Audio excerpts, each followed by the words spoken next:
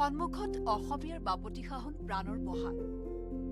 এই সময়ত গছলতা বিৰিখে সলাইছে ন কুঁহিপাত। এই সময়তে চৰ্চালৈ আহে নলবাৰীৰ এখন বিশেষ গাঁও।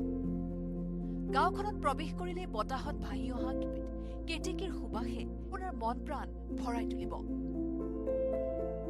মৰা পাগলাদিয়াৰ পাৰত অৱস্থিত কৈঠালকুছিৰ নাকেৰবাৰী গাঁওখন বহু বছৰ ধৰি কেতেকীৰ সুবাসেৰে সমৃদ্ধ হৈ আছে।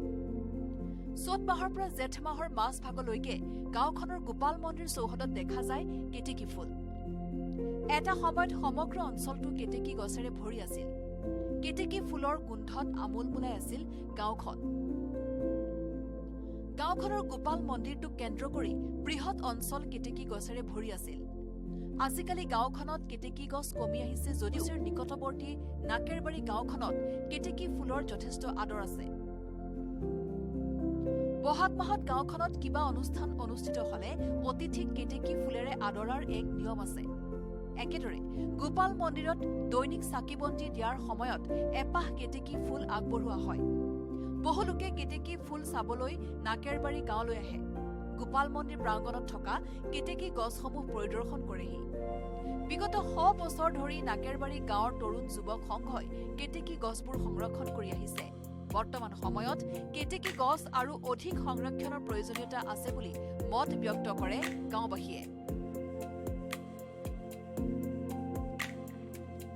আমাৰ সৌভাগ্য এইটো, মই যিখিনি জানো, মই জনাত নামনি অসমৰ ভিতৰত আমাৰ এই নলবাৰী জিলাৰ কৈঠালকুছিৰ নাকেৰবাৰী গোপাল মন্দিৰৰ কাষতে আছে বহুত কেইজোপা, আৰু মই দেখি আহিছোঁ ডুবি দেৱালয়ত আছে। অৱশ্যে ডুবি দেৱালয়ত এৰিয়াটো বহুত বহলকৈ আছে, সংৰক্ষণৰ মানে কাঁটাতাৰৰ বেৰেদি তাক সংৰক্ষণ কৰিছে। আমাৰখিনি তাতকৈ ওখ আৰু ডাঙৰ। সংৰক্ষণৰ তেনেকুৱা ব্যৱস্থা হোৱা নাই যদিও গাঁওবাসীৰ কাৰণে এইবোৰ আদৰৰ বস্তু। বিহুগীতত বা বিভিন্ন লোকসংগীতত আমি পাই আহিছিলোঁ, দেউতাৰ পদূলিত গোন্ধাইছে মাধুৰী কেতেকী মলে মলাই।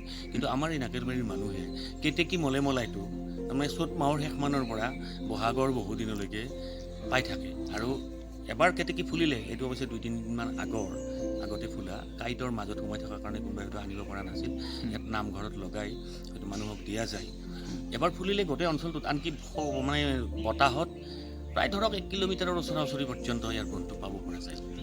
আৰু ফুলটো ফুলিলে এসপ্তাহমানলৈ এটা ঘৰৰ ভিতৰত আপুনি এপাহ কেতেকী ফুল ৰাখক, এটলিষ্ট এসপ্তাহমানলৈ গোটেই ঘৰটোতে আপুনি গোন্ধটো পাই থাকিব। কেতেকী ফুলৰ গছ। হয়, কেতেকী ফুলৰ গছ।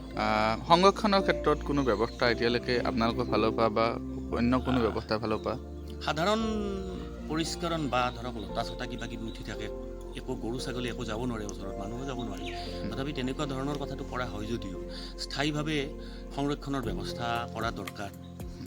আমাৰ নলবাৰী জিলাৰ শ্ৰদ্ধাৰ বৰ্ণালী ডেকা বাইদেউ ডিচি থাকোঁতেও মই সম্পাদক হৈ আছিলোঁ, আবেদন কৰিছিলোঁ। তেখেতে আহিম বুলি আৰু কামখিনি কৰি দিম বুলি কিবা প্ৰতিশ্ৰুতি দিছিল, কিন্তু তেখেত ট্ৰেন্সফাৰ হ'ল।